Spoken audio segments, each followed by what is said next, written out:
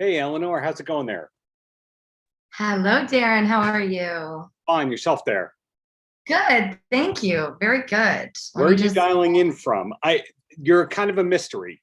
Oh, I'm dialing in from New York City. Oh, uh, Yeah, East Coast. What about you? Long Beach, Long Island, New York, about 25, 30 miles. Ever been out here before? I have actually. I haven't spent very much time, but I have been there. Yeah, I'm starting to see more and more things filming out here. So That's right. It's true. you never know where you're going to be filming here or Oceanside, New York. It happens. Long Island is cool adjacent, right? Cool adjacent, not cool, Hey, but that's how I would describe myself. So I'm sure I'd get along just fine out there. Cool adjacent. I love that. well, we were set up to talk about Time Now, which Yeah. premiered, I believe, at the Austin Film Festival. Big deal right there. When did you Very actually exciting. film it? We filmed it in April of 2019 in Detroit, and it was still very cold. Wow. Yeah, Yeah. Detroit is colder than Canada per se. Yeah, Detroit was very cold. I'm originally from Los Angeles, and I've been in New York for about 10, just over 10 years, but I still am like, when it drops below like 60, I panic for like about a week. I'm like, do I wear a parka? What do I do? And then I adjust, and then it gets actually cold. Makes sense. Climate aside, was it an easy movie to make for you? Well, easy. I don't know about easy just because it was my first real project. I would say that it was easy in the sense that Spencer was such an amazing director, and every single person on the cast and crew was like a 10 out of 10 as a human, and in their profession, of course. Right. But so I got incredibly blessed in the sense that there was no like drama or crazy kind of last minute stuff going on. Everybody was really on it. And we all got to kind of be in each other's business in a really cool way because, it was sort of a grassroots film. We were all together all the time on set. No one was tucked away in a trailer or anything like that. So I don't know if I would say it was easy just because, it was work, but it was easy because everybody was so awesome. Yeah. When I say easy, Yeah. how do I put it? The camaraderie that you just described sounds the opposite of difficult because there's some films, without naming names, where the star of the film goes basically, here's my quote, you got me for 2 days on set, and they don't talk with the director. So then there's different camps going on and et cetera, et cetera. So Right. it doesn't sound like Time Now. But then yes, easy. For you, line memorization, is that difficult or easy? That, what that was probably one of the things I was the most nervous about just when I made the choice that I was going to pursue this. I was like, it's never gonna happen for me because I can't memorize lines. And I swear to you, it's probably the thing I'm best at. I don't know how. My long-term memory is trash, but my like, 3-month and under memory is fantastic. So I would say it's really, it's the repetition of it all is kind of all I really need is just like keep doing it, and then it just sort of settles. So I got lucky in that sense. I was not expecting that, and it was definitely a pleasant surprise. I don't think your long-term memory is trash if you remember the month that you actually filmed the film in. Thank A you. lot of these interviews that I do, you say, when did you film the movie? And there's a big pause like, 2018? I don't know. Sometime around then. Yeah. Well, thank you. I appreciate that. And then you also answer one of my outright questions, which is, was it actually filmed in Detroit? Because a lot of films, they just use exteriors of a city and it's really Vancouver per se. So it was Right. all entirely. It's always Vancouver, isn't it? Or Toronto. It's always some Canadian town, city. Yeah. In the best of ways. That's the second time Canada has come up, the climate and the fact that everything is filmed there. So praise to Canada per se. But shout out to Canada. there you go. So Time Now, the way that appeared on the script, totally appears that way on camera, or did a lot change in the production process? I would say 80% of it followed the script. And then, on the day, I know Spencer's been working on that script for quite some time. Time. Okay. And thank you. See that? Anyway, so when we got to actually shooting, I think, in the moment he would have some inspiration and be like, let's try this. And some of it stuck, some of it didn't. Some stuff I think got, I like cut. Something always gets cut. I don't think it's a movie unless something gets cut. So, but I would say it's stuck pretty close to the script, to the original intention, which was really cool. But still had some room to switch it up a little if we wanted to. So makes sense to me as somebody who watches all the episodes of the films that made us.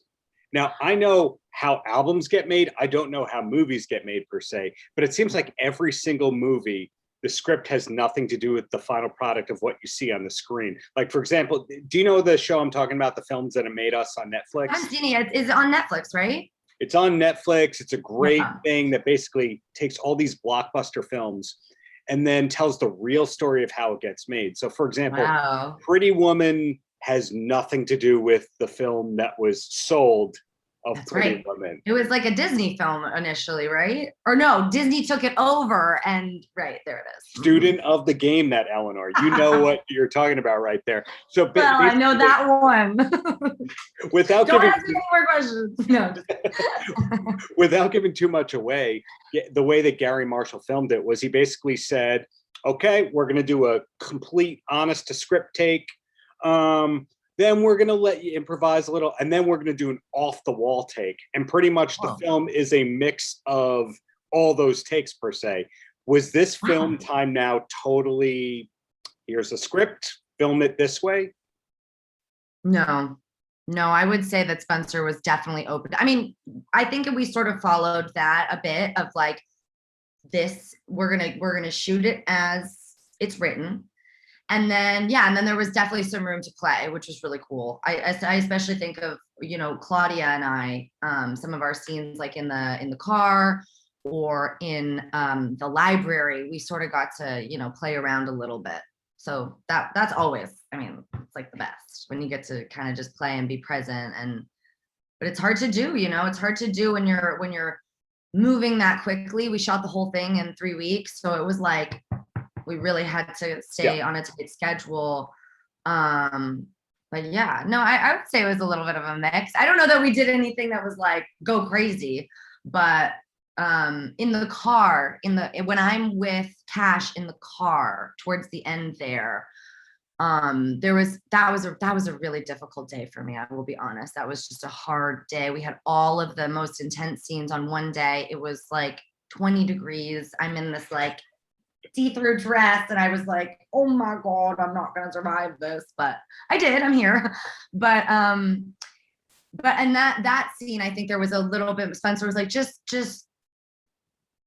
go for it, like just try some stuff out, because I was having a hard time and he was very supportive of me through that. You did the work. I think that's what's important right here. You did the work, you finished the job, the movie's out. It was a real shame to have done all that work and then it doesn't come out per se, like that would be the worst. So out, big premiere at a cool festival, etc. But cool. What's next? Are you allowed to say, or are you under deadline.com embargoes where you'll never work again if you oh my god, I know, I'm so afraid. It's like this whole new world of like NDAs and silence, and I'm like, okay, I don't know what I can say, but I can say I'm in a play right now. I'm actually missing the premiere because of this play in the New York Theater Festival. Of course, the festival is like a month long, and it just happened to be perfectly, of course. But that's very cool. So that will be my first time on stage since I was like 7, which will be very cool. Yeah. That my friend Shane Peltzman wrote and is directing, and so that will be oh my gosh, in 2 days we have our first show. I'm not nervous at all. Wow. No. No, God. No. I did a little gig on a TV show that will air eventually. I know that's all I can say. Yeah. And for Amazon Studios, I think I can say that. It wasn't filmed on Long Island, to be clear. It was not filmed on Long Island, to be clear. And then a friend of mine who I actually did a short film with in the summer of 2018 is writing a feature, and he wrote a character with me in mind, which is just like super cool. Super cool. So that will be in the spring I think in the city, which is nice.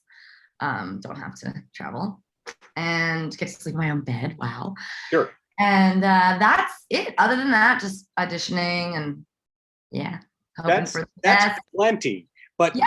You see, as a person who's writing articles, who like 5-6 days a week, I do an interview, I post stuff all the time. For me, it's kind of like you do the interview, you write it, you put it out, that's done. And then you have kind of the opposite existence where you film something and you're like 3 years later, I swear I worked. I swear it happened. Yeah. Can I just ask you something really quickly? You said that do you write about music? Yes. That's cool. That was one of the first jobs I ever had. I was like a freelance. I wasn't freelance, but I wasn't on whatever that the proper terminology is for that I don't know. At the Village Voice. So it was like the coolest gig ever. It was short-lived and very sweet. A friend of mine was like assistant to the editor, and she had to leave. She got an even cooler job, and we had been in a couple music writing classes at NYU together. Yeah. And she was like, "Do you want the job?" I was like, "Oh, are you kidding? Of course I want the job." And it was so cool. But then the editor left, and the new editor came in with their own person. So I was like, Did you get to vote in a Paz and Jop poll? I don't even know what that means. What is that? That sounds like I have a speech impediment right there. I was like, what language is that? They're a year-end poll where they're picking the best albums of the years, the Paz and Jop, like jazz and pop. Oh, that's great. Oh, that's so funny. No, I did not. That's I was cool, being a remote Long Island person. You know, my trips to Manhattan are few and far between compared to my 20s, when it's like, why would you ever go to Long Island? And I was surprised to see the Village Voice flag the other day with the Gyukaku restaurant underneath it. So it's true, it is right there. Oh my gosh, I love Gyukaku. Holy moly, that's like one of my favorite restaurants of all time. But since you bring it up, big music person, tell me more. Well, I mean, I think it was funny. The other day I was out to breakfast, and I don't know, it just registered to me for the first time that like we literally don't move through spaces that don't have music. Like everywhere we go, there's music playing, and it registered to me. I mean, I used to be an avid concert goer. I would go to every concert I could get my hands on, every festival I could go to. Yeah. I really got into EDM in like 2008. So like right a couple years before it really came over from, you know, like the UK and the EU. It was big over there. And then, you know, around like 2000, between like 2010 and 2011, it really like took off. Yes. In the States. And then by 2014, it was like every music festival was just dance music. And then it kind of got oversaturated, and you know the whole story. But so way back when, you know, when I was in high school and stuff, I was like, you know, trying to find all of the little shows in LA and stuff. But that was sort of, and then when I joined the Village Voice, there was nobody there writing. This was 2012, I think, maybe 2013. Right as it was coming over, and there was nobody there like covering dance shows or interviewing DJs. So I got to interview some of like the greats. I got to interview like Armin van Buuren, Tiesto, Eric Prydz. I got to do, it was like the coolest. And I was like 19 at the time with like my favorite DJs. I was like, it's so cool. I get it. So I mean, yes, I mean, I don't think I've left the house without my over-the-ear headphones. I can't with these earbuds. Like, no. They're getting good. But in New York City, I need like, since I since I can remember. I truly cannot leave without. I love my music. It gets me through my life, truly. What about you? Obviously, I mean, you write about music, so I see your Iron Maiden shirt. Someone's got to wear an Iron Maiden shirt. I'm not saying somebody has to. You're just taking one for the team. Well, you just mentioned Armin van Buuren, who collaborated with one of my favorite singers of all time, David Lee Roth from Van Halen. He had a big remix of Jump, which was a big hit a couple of years ago, per se. Oh, yeah. And so you were early on to the EDM train. Now, you interviewed some of the biggest DJs in the world. I'm going to guess Steve Aoki. You spoke with him I didn't actually. I did not speak with Steve. But the bottom line is, you see a lot of people who these days, they don't just say, I'm an actor or I'm an actress, whatever it is. They're an actor, actress, plus a podcaster, plus they freelance write, plus save the lifestyle brand, etc. Do you see that for yourself long term? Because if you've done interviews like that, most people, they do their first interview, they get all shaky, they go, I can't do another one of these, I'm too nervous, or they're addicted and they want to do that, and as their star rises in the other field, they become the interviewer again. Right, that's a great question. I would say I loved interviewing people. I loved preparing questions, and I loved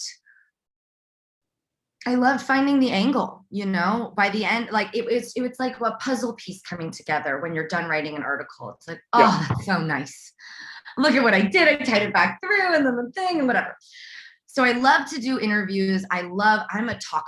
I do love to write. That's how I, started or whatever. That was my first love is writing, but I can get a little like obsessive and not actually ever get anything done because I'm like stuck on getting this one sentence just perfect. And so I'm much better at this. I much prefer this. I'm a talker. I like interfacing this way, but I don't know what's going to happen. And I have to be honest, I am really not I don't really like social media very much. And I know that is like, you kind of have to, I'm on it, I'm not.